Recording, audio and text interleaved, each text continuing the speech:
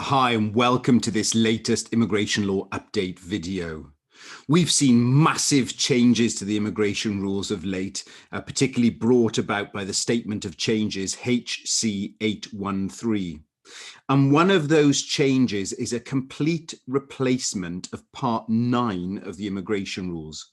Part 9 are the general grounds for refusal. These are the general suitability grounds that apply across the board.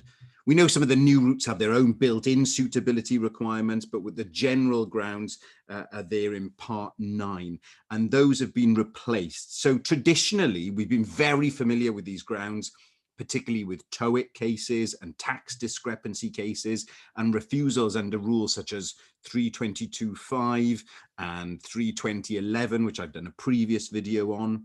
And the rules used to be broken up into the refusals of entry clearance, refusals of leave to remain, curtailment of leave, but the whole structure of Part 9 has changed. So what I've done is on the screen, I've shared my screen, and what you can see is the explanatory memorandum to the new Statement of Changes. We'll run through this, then we'll have a look at the immigration rules and how they've changed. So they say 7.21, the rules on how we use the powers to refuse or cancel. And note that word cancel. In the past, we've been used to phrases like curtailment. It seems that cancellation now has been broadened out, and that's used throughout the new rules. Entry clearance and permission, notice the new language of permission to stay rather than leave, on suitability grounds will be replaced with revised and simplified rules.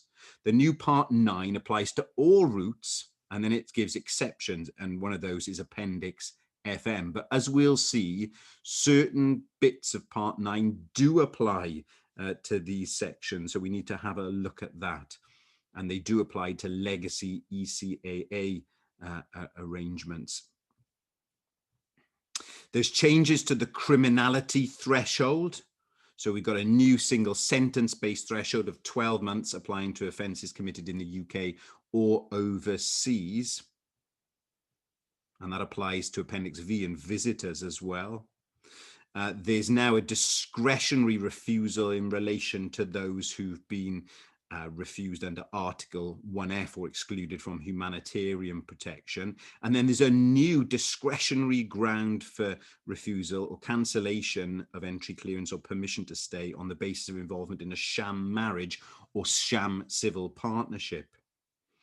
And then the false representations rules, which we've been very familiar with at 327A, 321A2 and 3221A, are amended to make them discretionary, but there is going to be this new mandatory ground where they can prove it's more likely than not that the applicant has used deception.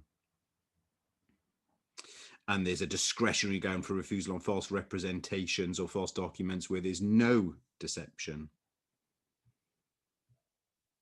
And then previous breaches of immigration law have been consolidated. So previously it was 327B, 320.11, which we're very familiar with, and 322.3. They're revised in paragraphs 9.81 to 9.87, which we'll have a look at. And certain of those will apply to Appendix FM, although the re-entry ban provisions don't, and we'll come back to that. There's a new discretionary provision in relation to breach of customs provisions. And rough sleeping is a discretionary ground for cancellation of permission to stay. So that's the explanatory memorandum. And the explanatory memorandum and the Statement of Changes also say that this applies to applications from the 9 a.m. on the 1st of December 2020. So if your application was made before 9 a.m. on the 1st of December 2020, the old rules will apply. So let's have a look at Part 9, the grounds for refusal. So it says this: suitability requirements apply to all routes and must be met in addition to validity and eligibility requirements. If you fall for refusal under this part, you're not going to meet the suitability requirements. And also you can have your entry clearance or permission cancelled on suitability grounds. It says at the start now that they're either mandatory grounds where it says must, or discretionary where it says may. And some which used to be discretionary and now mandatory, we'll have a look at those. So part 9 has a new structure and it's now in 5 sections. First section is the application of this part. What rules does this apply to? Well, actually, ironically, when you look at section 1, it tells you what it doesn't apply to. We'll have a look at that. Then you've got the grounds for refusal or cancellation of entry, clearance, or permission to enter and permission to stay. So that's the meat of it set out there.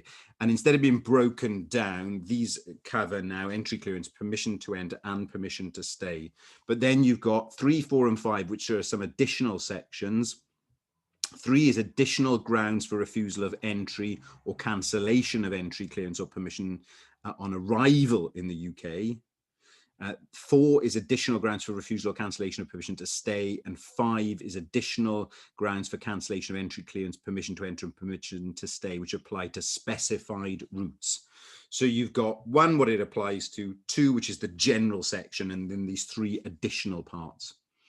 So section 1, the application of this part. And what does it tell us? What it doesn't apply to. So part 9 does not apply to the following. Well, it doesn't apply to Appendix FM, except these paragraphs do. And interestingly, look, it's very specific. So 9.8.2a and C apply. So that means 9.8.2b doesn't apply. And that's the bit about a previous breach and contriving to frustrate the immigration rules. That applies, but the re-entry ban bit doesn't apply. Doesn't apply to private life under 276 ADE. Well, 276 AD actually cross-refers to Appendix FM. So you need to look carefully as to whether Part 9 applies to your application. And you may think, oh, well, it's an Appendix FM, doesn't apply. Well, actually, there's certain bits that do apply. So have a look at that. Now let's look at the heart of it. So we've got exclusion or deportation order grounds. So it must be refused where there's a deportation order. Then non-conducive grounds. This is going to be very familiar. An application for entry, clearance, permission to enter, or permission to stay must be refused where the applicant's presence in the UK is not conducive to the public good because of their conduct, character, association, or other reasons. So that's the old 3225 with TOEIC and tax cases fell under. But notice that is now a mandatory rather than a discretionary ground. So when we're thinking about Balajigari and cases like that, obviously that was looking at the old rule that was a discretionary ground. So obviously the discretion element now has been removed. Then there's the criminality threshold. And as we said, convicted of a criminal offence in the United Kingdom or overseas for which they've received a custodial sentence of 12 months or more. And then you've got the persistent offender and causes serious harm. And it covers the different sections, including visitors under Appendix V. 9.5.1 is the exclusion from asylum or humanitarian protection grounds. And we said there's the discretionary ground. And then there's this new provision, an involvement in a sham marriage or a sham civil partnership grounds. So we've got that at 9.6.1 and 9.6.2. And again, notice that's a discretionary provision. Here are our false representations. So an application for entry, clearance, permission to enter, or permission to stay may, so discretionary, where false representations are made or relevant facts not disclosed. Or false documents. Now, interestingly, there's a definition of false documents in Part 6 of the immigration rules. Let me see if I can click on that for you without messing up my screen share. Here it is, false document. A false document includes, and then it gives a to E there of what a false document may be. It's non-exhaustive because it includes, but cross-refer Part 9 to Rule 6, which gives the definitions. Let's go back to Part 9. An application for entry, clearance, permission to enter, or permission to stay must mandatory be refused where the decision maker can prove that it is more likely than not, so a balance of probabilities, that the applicant has used deception in the application. So you've got these 2 rules now, one which is discretionary, one which is mandatory if they can prove deception has been used. And again, there's further rules in relation to that. What about previous breaches of immigration law?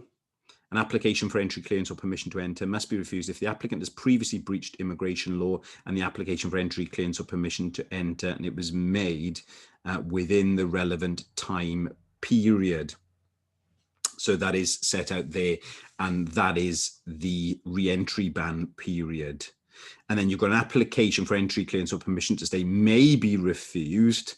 So it's discretionary, but there's a previous breach of immigration law. Application was made outside the re-entry ban period, and the applicant has previously contrived in a significant way to frustrate the immigration rules, or there are other aggravating circumstances, such as, and the examples are given. Notice what I said earlier about Appendix FM, that B doesn't apply in Appendix FM applications, but A and C do. So it's the equivalent of 3/2011 there, which would apply in Appendix FM applications. An application permission to stay may be refused where persons previously failed to comply with conditions of the permission, unless a permission has been granted in the knowledge of the previous breach.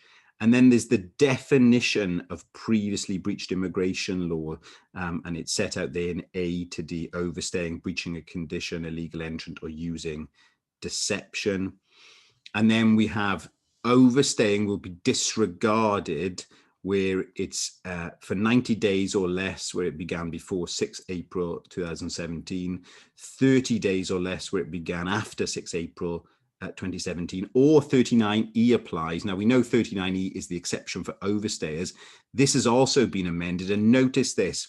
There's a typo here. The word of has been missed out, but look at 3. The period should be of overstaying was between 24th January and 31st August 2020. So because of COVID, there's an exception for overstaying now for that period, 24th January to 31st August 2020. Let's go back to part 9. Then we have the table in relation to re-entry bans. Oh, and I should have said, sorry, 9.8.6, period of overstaying will be disregarded where there was a legal challenge before a court or tribunal, and a decision was subsequently withdrawn or quashed or reconsidered by a direction of a court or tribunal, unless the legal challenge which led to the reconsideration was brought more than 3 months after the date of decision. So if it was an out-of-time JR, that they may not overlook the overstaying, but if it was an in time and it leads to the decision being withdrawn or quashed or reconsidered, but it says by direction of the court, that they would overlook the overstaying there. Then you've got failure to provide required information, NHS debt, which we're familiar with, that's a may. Unpaid litigation costs is a may. Then you've got the additional grounds for refusal on arrival in the United Kingdom. And that's where the customs breach ground is set out. Additional grounds for permission to stay, and that's where the rough sleeping, and that's a discretionary, a may ground. And then the additional grounds for cancellation or entry, clearance, permission to enter and permission to stay. And that is all set out there. I'll leave you to have a look at that. That applies to specific routes. So as you'll see, while some stuff may be familiar, the structure and the content of part 9 has significantly changed, and some mays are now musts. So you need to have a look at that.